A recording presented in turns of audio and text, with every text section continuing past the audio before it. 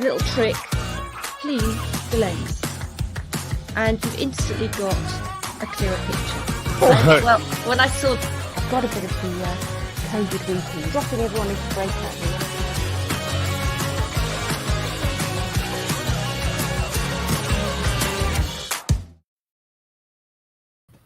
Hello and welcome to the Be Video Confident Show, where I'm Yola and I'm going to be talking to businesses, charities, business owners about the impact of online video on their business, good, bad, or indifferent, and really sort of getting to grips with whether the last couple of years has had a major impact on all of us and our own confidence. So today we're talking about Cafe Connections, making online video inclusive. And my guest today is Ashley Jordan, founder and MD of One Stop Organisers. Welcome, Ashley. Thank you, Yola, and thank you for having me on your illustrious show. Oh, very, very welcome. So Ashley founded One Stop Organisers 18 years ago in response to being made redundant from a career in the music industry. And it was she was made redundant while she was coming to terms with repetitive strain injury. And when you speak to Ashley, this is what she said to me. Back then, discrimination was for any kind of disability and it was rife. And she set up One Stop Organisers to be in control of her own income. Over the years, One Stop Organisers has transformed from a lifestyle management and VA business to helping older people with home projects and assisting them with digital inclusion and paperwork. Ashley gets her kicks from knowing she's helped someone's grandmother or grandfather get to grips with the digital conundrum, a battle with a utility company, or deal with the practicalities of a big life change. So, Cafe Connections, born on the 23rd of April 2020, because Ashley realised that her lovely clients are missing out on all their usual in-person social activities with no clue as to when these would start again. Now, we can all remember that period in March and April of 2020. It was really a bleak time. These are online meetings every Thursday at 10 a.m. held on Zoom. And it continued until we got to the summer of 2020. And Ashley suggested that it stops. And everyone was aghast. Oh, they're still going because of it, because people power. Actually, the members wanted to do it. So congratulations on that, Ashley. Thank you, Yola. That's quite an amazing story, going from kind of a lifestyle business to something that's really having a big, important role in people's lives. Absolutely. So, have you enjoyed it?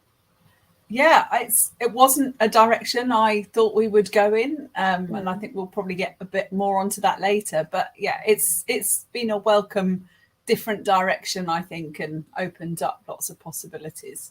I'm just really impressed with the way that you've connected with people. I mean, particularly people who certainly were not brought up in a digital age, and the way that you're able to really make them enjoy it and come to terms with it and really get practical with it as well. Absolutely. But we have a laugh every week because somebody's always on mute and there's, or someone's got a sound problem. It's the same even in a business meeting.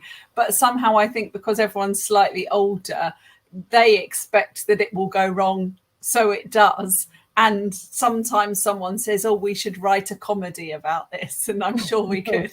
And it's just anyone who's retired can join. Absolutely. Anyone who's retired. So we range in age from mid-50s all the way up to almost 90. So it's great to have that wide depth. And everyone's become firm friends. Some of them will never meet each other. But it's just great to know they all look forward every week to hearing how they've each been and what they've been doing and what's going on in their lives. And anyone who comes on as a guest speaker always says how much they enjoyed it because they have never met such a happy and vibrant bunch of, older people. Yeah, well, I have been a guest a couple of times. And they led me astray the second time. They did.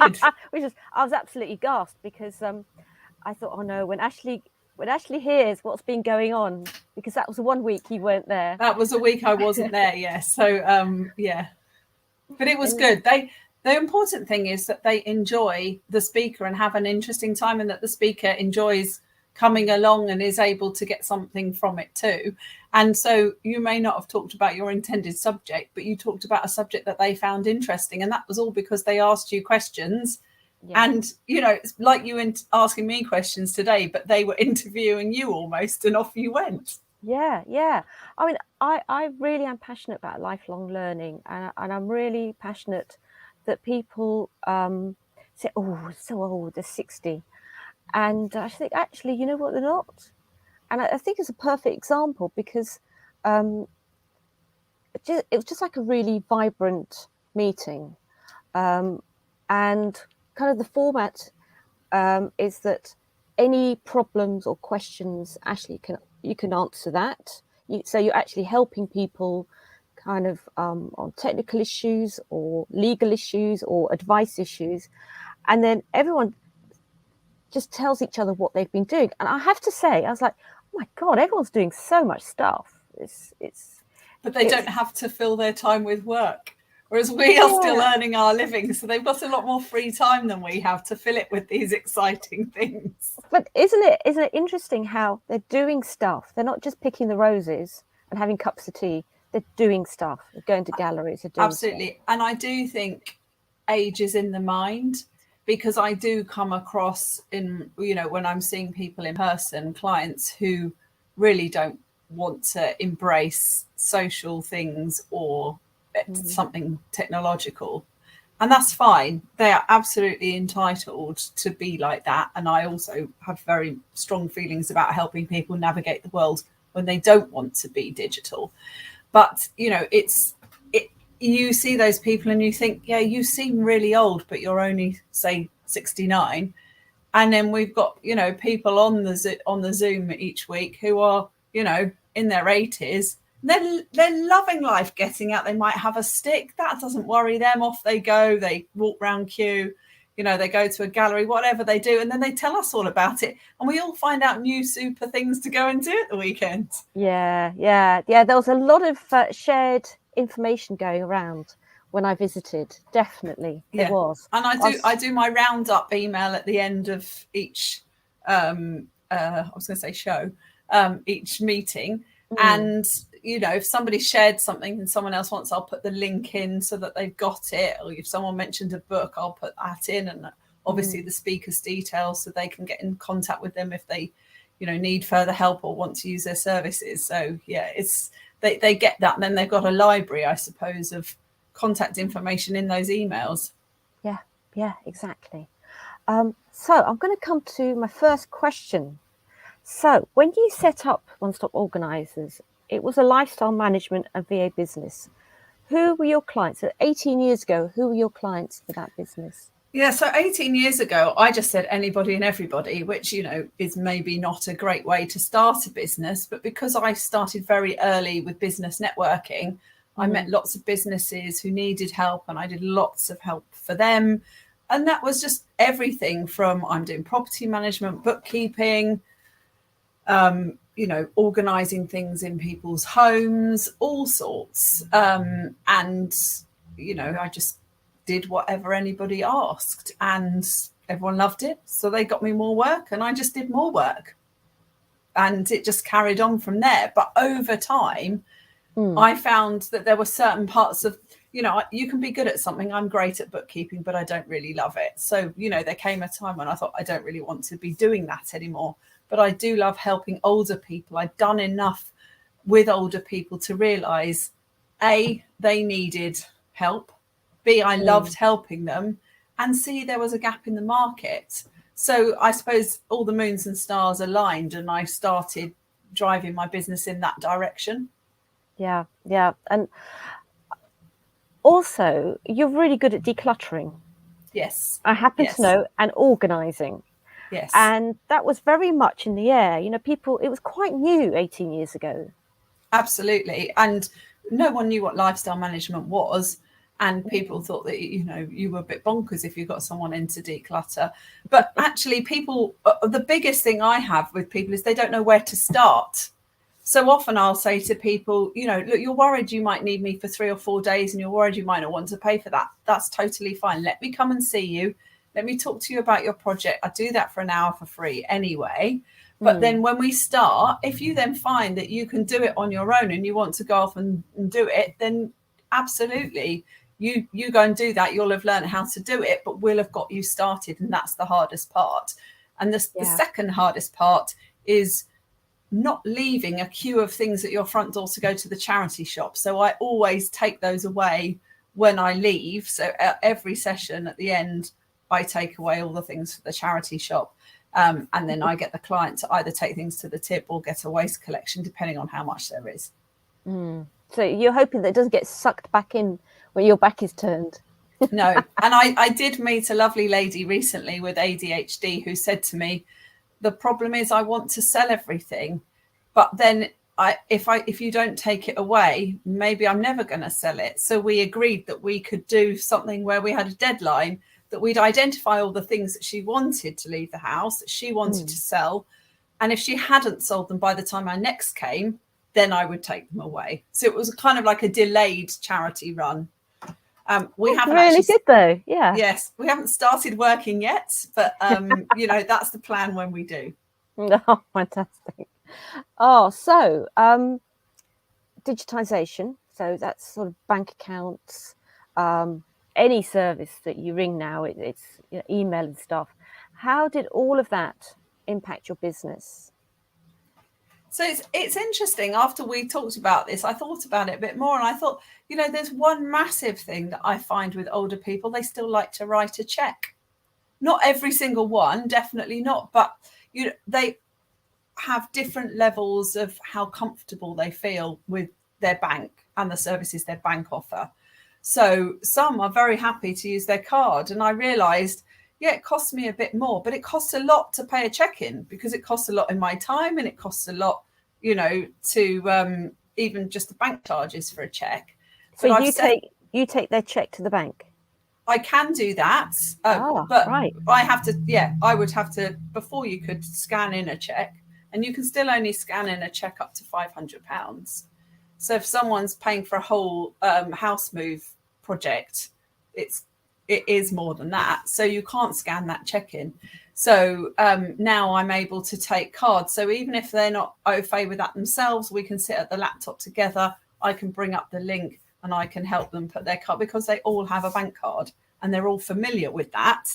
Even if they're not familiar with either telephone banking or their banking apps or online or whatever, they can do that. So we've moved, even ourselves have been forced to move into doing something else just because it doesn't work for our clients. So you've on one hand, you've got the way you're being paid is affected by it, and you've got to help people through that process. But you've got people coming to you because they really can't fathom out how to get something fixed. You know, absolutely. So with our PA service that we offer now for older people, one of the biggest parts of that is helping them get to grips with technology if they want to, or helping them navigate around it in a way that we can do for them if they don't want to have a laptop themselves or a tablet or what have you. So we will, you know, they might have WhatsApp set up on their phone because their children or grandchildren did it, but they didn't actually have the time to tell them all the things they needed to know. And they're not sure, well, why does that happen? And why does that not happen? And we can say, oh, did you know you can forward that message, or you can put a star on it? And it's just those little helpful things so they can find things again. They can know where they've put their photos. They know how to take a photo, whatever it happens to be, whether it's Facebook, WhatsApp, Zoom, Skype. If they want to know it, we'll help them get through to learn what they need. So it's very bespoke to them. Wow. So that really is one-to-one, working one-to-one. Absolutely. And if they need us to sit with them to help with digital banking or online shopping, then we can do that. But of course, you know, we are all DBS checked. There's no way we would actually log into someone's bank if they weren't there. We are they're with us. We're just making sure they don't press the wrong button. Brilliant. Yeah, that's really good. What I was going to say was, I remember doing a video testimonial with a couple of your clients, and that was really something that kept coming up. It's like, this is bewildering. You know, it's all on here and it's not on a pile of paper. And, you know, thank God for your helping hands to sort that out for us and make sense of it. Absolutely. Once you explained it, they got it. Yes, definitely. And you know, even I know sometimes I need things explained to me 5 times before I understand it. So if someone needs it, you know, once, twice, more times, that's fine. You know, even a client said to me this morning, well, I don't know where the spell check's gone. I said, well, did you know you can press F7? Oh, I never knew that. So I started the email for her and pressed F7, and she went, oh, that's jolly handy. And, you know, we can't all know all these things, but they are really helpful. Fantastic. Gosh, a really good, important service as well. I mean, it's such a big issue, digitization and getting everyone literate in it as well. But also, I am, as I said earlier, very big on, if they don't want to do it, they shouldn't be made to. So if that means we sit with them and make a phone call, or we write a letter on the computer, print it out, they sign it and we send it, if that's the help that they need because they don't want to have email and they don't want to be forced into that online world, then I don't think they should have to be. Because if they didn't work with it at any point in their career, then they don't understand it. And there is, you know, only so much new stuff one person can learn. Yeah, I can see that. So this must have been an incredibly big shock. We had lockdown because suddenly, physically, you couldn't even be in the same room as them. No, and it's what we do is very much about in person. And certainly one of our, you know, you were allowed to do emergency things. You were allowed to take shopping to people. So we did one of our clients, they were shielding, and we did, you know, take shopping to them and do those kind of bits. And I even sat, because one of my PAs was actually also shielding, I actually sat on the outside step of one of her clients' houses trying to make his laptop do something that he'd broken while she couldn't be there. So I had her on the phone because she knows his laptop, and it was quicker that way. And I was connected to my phone for the internet with his laptop on my lap outside the flat. Oh my goodness me. Wow. So now tell me about your online social club, Cafe Connections. However, I know it's not just a social club. It's a lot more than that. So tell me about Cafe Connections, how you set that up, what it is, and what goes on there. So obviously March happened, everyone had a little panic when they worked for themselves. And I also had a panic because my clients are older, and everyone was told, if you're over 70, stay indoors, don't go anywhere. And I thought, gosh, I really need a way to be able to connect with my clients. So I came up with the idea of having a weekly Zoom. And so I thought, well, I'll just have to start it and see what happens. There obviously is a big problem with that, in that not everybody knows how to use Zoom. And when they're older, as we've said, not everybody is willing to learn. So there were quite a few teething problems, especially the interface I used at the beginning to get the link to people didn't work particularly well. But that was Eventbrite. Yeah, so we used Eventbrite, but because it doesn't give you the link in an obvious way, and people were having to click through something in another program, that was adding a layer of complexity. But once we kind of found our regulars, they always had the link. It never changed. At that point, it never changed. And anyone who was new, they wanted to join us, they just called me up or sent me an email or did an online form on my website, and then I would send them the link. So it was then straightforward. And I had lots of calls with people. How do I get on Zoom? What do I press? There were many hilarious moments, and there still are. But yes, we got into the swing of it, and I decided from the beginning, let's have a speaker each week. that'll be something interesting for them. So we had Anna, who you know very well, as our first speaker to talk about mindfulness, and because it was very stressful and I wanted to help them be calm if that's what they wanted. We've had all sorts of speakers from that through to legal people, digital people, home people, so painting or interiors, architects, lots of people who can educate about things that happen as you get older. So it's a mixture of education and interest. And we got to a point where we decided, so one of my biggest raving fans, I will say, is the lovely Malcolm, who I love Malcolm. Is part of Cafe Connections. Yeah. He said to me, Ashley, I think you should stop telling people who the speaker is, because they love it, no matter who it is. But if they think they're not going to love it, they don't come. And he was absolutely right, because they all say, doesn't matter who it is, I always find something I find really interesting or loved about them speaking. But if they thought in advance it was someone coming to talk to them about funerals, they might think, well, I don't want to know about that. Or I know all about that. But there's always something. So we spend the first half an hour just chatting amongst ourselves about what we've been up to during the week. And that's in quite a we have quite a format for that, so that everyone isn't speaking over each other. And then for the last half an hour, we have the speaker and then questions. And then at the very end, if they want to ask me anything about, oh, my boiler's broken, who shall I call? Or I need to do this, and what's the best way to do this? Then we do that at the end. So, yeah, it's worked really well. Oh, but it's not every week. It's once a month, or is it? No, we do it every week. Every week. So we have a speaker 3 times a month, and then one of the weeks in the month we have a discussion topic. So that's ranged from anything from if I was going to have a musical about my life, what would it be? Or what's my favourite restaurant in London, or earliest childhood memory, or something from school. And that's also helped them get to know each other better. As well, because they get to find out more things. Yeah, that's when it gets really interesting, isn't it? Yeah, that kind of abstract conversation. Yes, which is absolutely fantastic.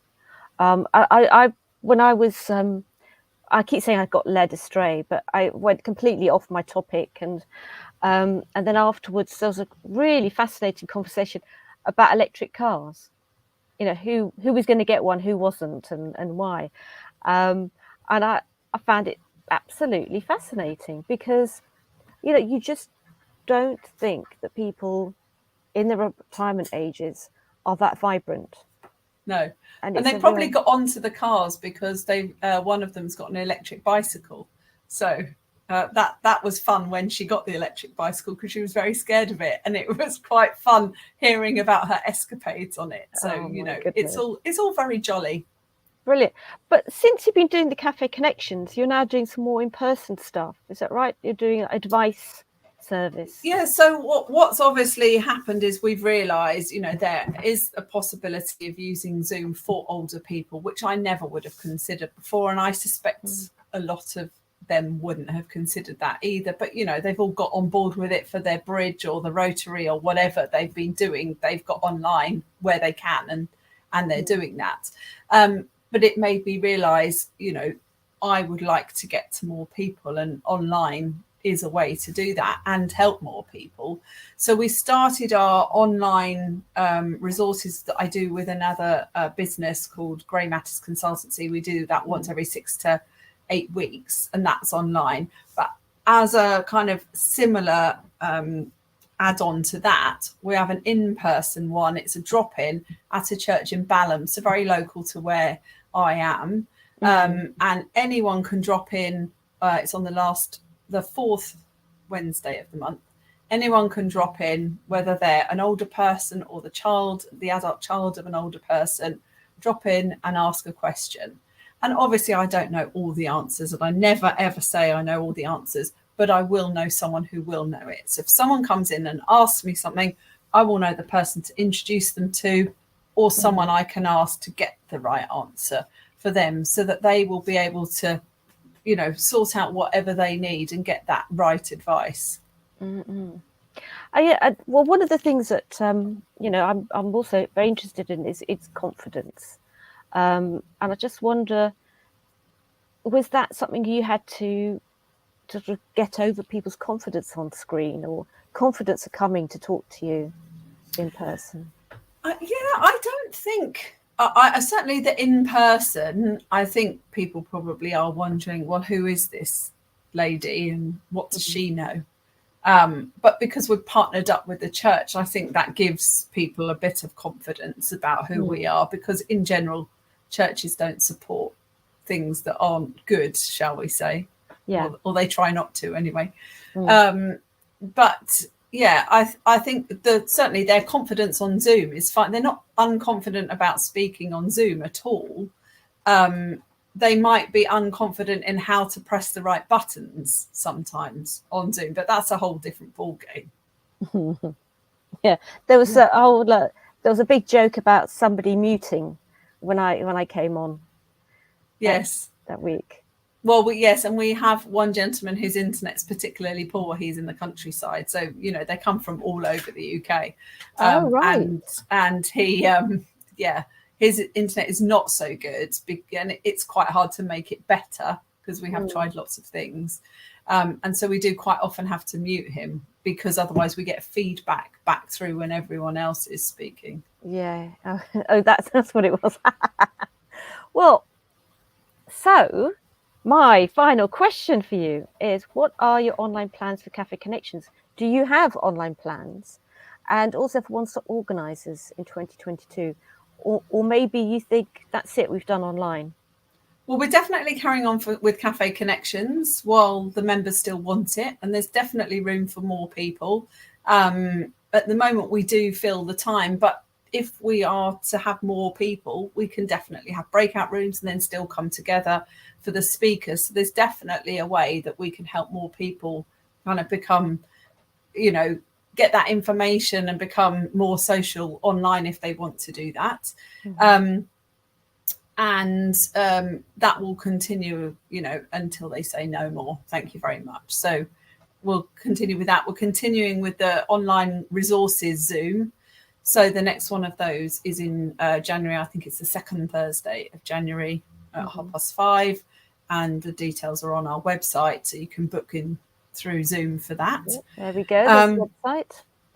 And we're also working with the First Down Project, who are local again to where we are near Streatham. And we have a digital inclusion project that we're doing with them. And they've got some funding to help older people get connected with broadband if they don't have it already, and then learn how to use an iPad. So we're working with them on that. And that's also partnered with Age UK in Wandsworth as well. Oh, fantastic. That is really good. Really exciting. Absolutely. Up ahead. Oh, wonderful. Yes. Yeah, I went to appear on be a guest at Cafe Connections to talk about Zoom confidence. And of course we talked about one of my clients, which is a dyslexia charity. So we went from Zoom confidence, which we rattled through, and spoke for ages about dyslexia. So I do for A2I dyslexia, I provide live stream services. So it was all connected, really. It was all online. Absolutely. And a really fascinating afternoon. Yeah, because they were just so interested, in learning about what you had to say about that client. So yeah. Well, not about the client, but about dyslexia. Yes. Oh, fantastic. Ashley, thank you so much. I mean, amazing work that you're doing. Thank you, Yola. And it's a really exciting way of using Zoom and of teaching people without teaching them how to be inclusive, digitally inclusive. Absolutely. And what I would love in 2022 would be that anyone who has a next door neighbour that isn't digital, to help them become digital if they want to be. So if you're a teenager and you've got spare time, go and knock on your next door neighbour and say, can I help you get digital? Yeah, fantastic. Wonderful. Great. Well, thank you very much. Thank you, Yola. Thank you for having me. And see everyone again at my next show. Bye for now.